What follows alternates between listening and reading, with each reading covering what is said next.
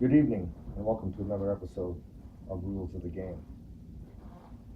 This will be episode 1, and just to get everybody started and see what this channel is all about, see what I'm doing here, uh, I decided to do this one on vaping since it's a popular thing, it's a new thing, fairly new thing that people are doing, and it seems to really be taking off. So I'm going to use vaping as my baseline for the application of my channel, The Rules of the Game. So anyways, vaping. I started vaping 3 months ago. Smoked for 18 years. Uh, Vaping seemed to be a good alternative to get off of it, as well as still get nicotine into my body. And it was good. I liked it.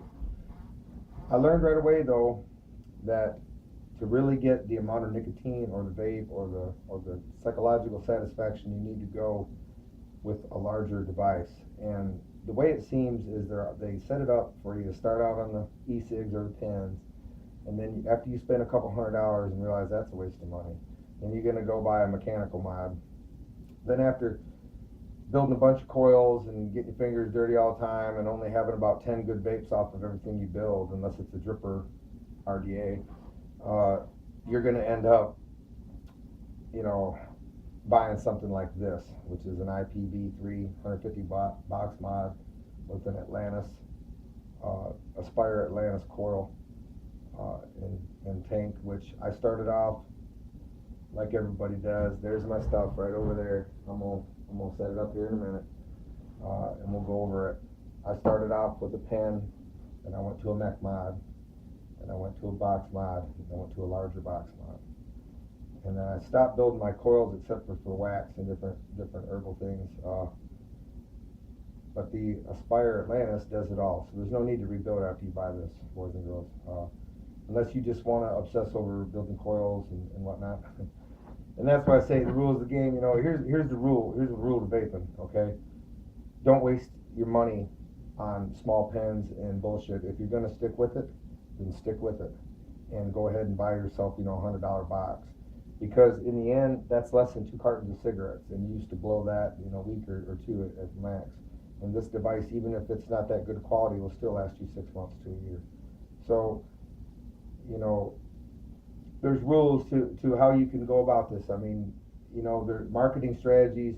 People got to make money. I understand. I get it. I'm a capitalist, like anyone else. But the thing is, if there's a better device and the market's changing, and you're pumping out this crap. I started building my own coils within 2 weeks, and my coils are better for burning wax and different things than what I've seen at the stores and what I can actually buy, no matter online or not. So, as far as vaping goes, it's a commercial market. Go with a reputable company. Aspire is a damn good company. You go with the Mini Nautilus. Setup at an MVP is perfect for a mid-grade person. I'm going to bring it down here and show you in a minute, another segment. But right now I'm just filming the sitting at my desk segment. Anyways, so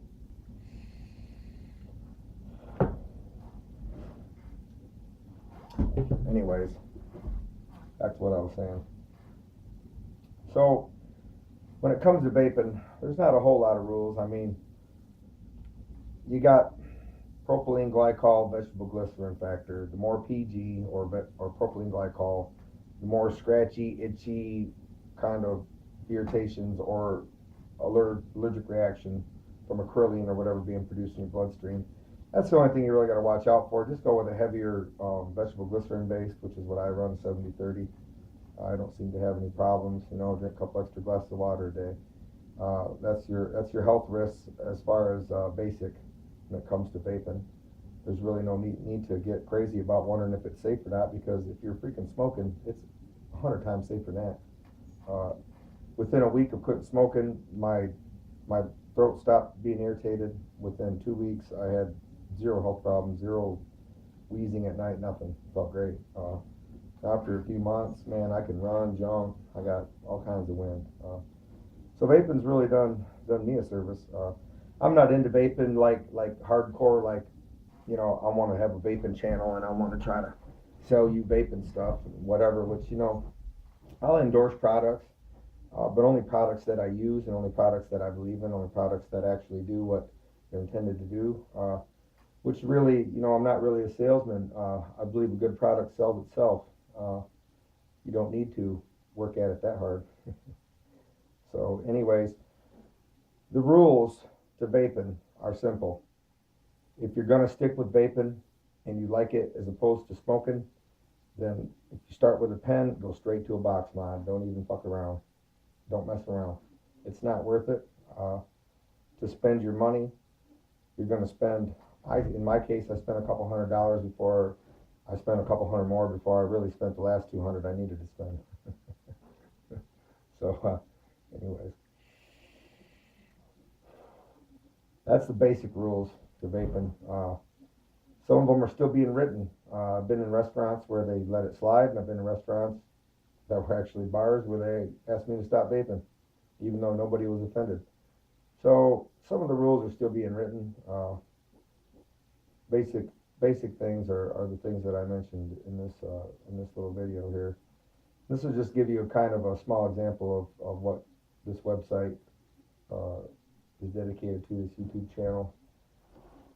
Just to give you an example of what this YouTube channel is dedicated to, which is, you know, non-biased information on any topic, not just vaping. In Rules of the Game, we're going to cover the rules to every topic that you can think of, and I'll take suggestions and we'll discuss them. We're going to look at alternatives and, you know. Okay, this is what I'm working with here. All right, I started off with a pen style. Okay, this is like my 5th pen. Then I moved on to a Nemesis mechanical mod. Then I went to an MVP. Then I went from an MVP to an IPB 350 watt box mod, which takes battery sets like this. Okay. And of course, this is Yoda. He doesn't take no batteries. Anyways, this is a cheap knockoff mechanical or kick mod, which is why I didn't mention it. But however, even though it's a cheap one, it only costs $30. It will actually run an Atlantis sub-home coil at 0.5. Takes 2 small batteries, these ones here, in that mod, and it'll actually push 100 watts itself.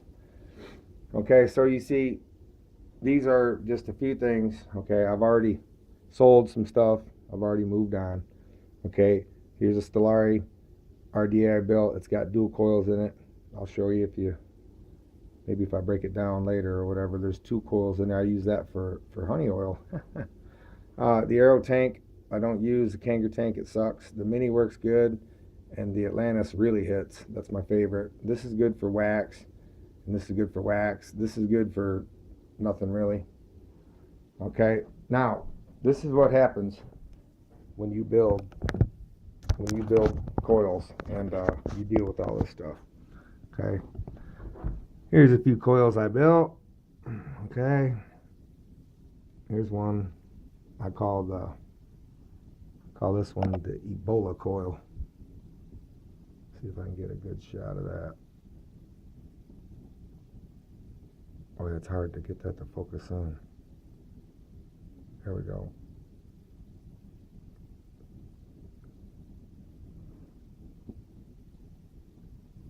The Ebola coil. Boy, you gotta really force that camera to freaking focus up, huh? I guess it's not going to. There we go. There we go. The Ebola coil. Okay. There's some small micro coil, some macro coil. Okay.